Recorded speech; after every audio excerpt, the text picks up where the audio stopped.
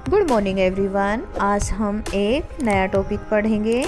पहले मुझे बताओ, जो आपको ये चित्र दिखाई दे रहा है, इसमें आपको क्या दिखाई दिया? एक लड़की झूला झूल रही है ना? और इस चित्र में भी बच्चे झूला झूल रहे हैं। तो बच्चों, आप क्या समझे? आज हम जानेंगे हरियाली तीज के बारे में। सावन मास की शुक्ल पक्ष की तृतीया तिथि को हरियाली तीज मनाई जाती है। कुछ जगहों पर इसे कजली तीज भी कहा जाता है। हरियाली तीज का त्यौहार हिंदू धर्म का मुख्य त्यौहार है। भारत देश के सभी त्योहारों में से तीज त्यौहार एक मुख्य त्यौहार है। इस तीज त्यौहार को हिंदू धर्म में हरतालिका व्रत के नाम से जाना जाता है। इस त्यौहार के दिन भारतीय महिलाएं व्रत रखती हैं। तीज त्यौहार की रीति रिवाज और परंपराओं के साथ मनाया जाता है। महिलाएं इस दिन पारंपरिक डिजाइन के कपड़े पहनती हैं, अपने हाथों और पैरों पर मेहंदी लगाती हैं।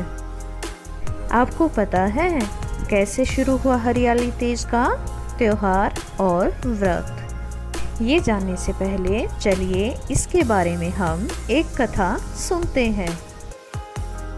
इस कथा के अनुसार एक मान्यता है कि भगवान शिव ने पार्वती जी को उनके पूर्व जन्म के बारे में याद दिलाने के लिए ये कथा सुनाई थी। शिव जी कहते हैं, हे पार्वती, बहुत समय पहले तुमने हिमालय पर मुझे वर के रूप में पाने के लिए घोर तप किया था। इस दौरान तुमने अन्न जल त्याग कर सूखे पत्ते चबाकर दिन व्यतीत किए थे। किसी भी मौसम की परवाह किए बिना तुमने निरंतर तप किया था। तुम्हारी इस स्थिति को देखकर तुम्हारे पिता बहुत दुखी थे। ऐसी स्थिति में नारद जी तुम्हारे घर पधारे। जब तुम्हारे पिता ने नारद जी से उनके आगमन का कारण पूछा तो नारद जी बोले, हे गिरिराज, मैं भगवान विष्णु के भेजने पर यहाँ आया हूँ। आपकी कन्या की घोर तपस्या से प्रसन्न होकर वह उससे विवाह करना चाहते हैं। इस बारे में मैं आपकी राय जानना चाहता हूँ।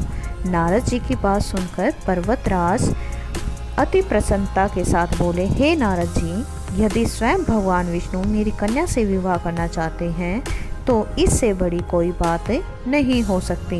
मैं इस विवाह के लिए तैयार हूँ। और फिर नारद जी ने ये शुभ समाचार विष्णु जी को जाकर सुनाया। लेकिन जब तुम्हें इस विवाह के बारे में पता चला तो तुम्हें बहुत दुख हुआ। तुम मुझे यानी कैलाशपति शिव को मन से अपना पति मान चुकी थी। तुमने अपने व्याकुल मन की बातें अपनी सहेली को बताई। तुम्हारी सहेली ने सुझाव दिया कि वह तुम्हें एक घनघोर वन में ले जाकर छुपा देगी और वहां रहकर तुम शिवजी को प्राप्त करने की साधना करना। इसके बाद तुम्हारे पिता तुम्हें घर में ना पाकर बड़े चिंतित और दुखी हुए। वह सोचने लगे कि यदि विष्णु जी बारात लेकर आ गए और तुम घर पर ना मिली तो क्या होगा। उन्होंने तुम्हारी खोज में धरती पाताल एक करवा दिया, लेकिन तुम कहीं नहीं मिली। तुम वन में एक गुफा के भीतर मेरी आराधना में लीन थी। भाद्रपद तृतीय शुक्ल को तुमने रेत से एक शिवलिंग का निर्माण कर मेरी आराधना की, जिससे प्रसन्न होकर मैंने तुम्हारी मनोकामना पूर्ण की। इसके बाद तुमने अपने पिता से कहा कि पिताजी, मैंने अपने जीवन का लंबा समय शिवजी की तपस्या में बिताया है और भगवान शिव ने मेरी तपस्या से प्रसन्न होकर मुझे स्वीकार भी कर लिया है। और पार्वती ने अपने पिता के सामने एक शर्त रखी कि मैं आपके साथ तभी चलूँगी जब आप मेरा विवाह भगवान शिव के साथ करेंगे। पर्वतराज ने तुम्हारी इच्छा स्वीकार कर ली और तुम्हें घर वापस ले गए। कुछ समय बाद उन्होंने पूरे विधि विधान से हमारा विवाह किया।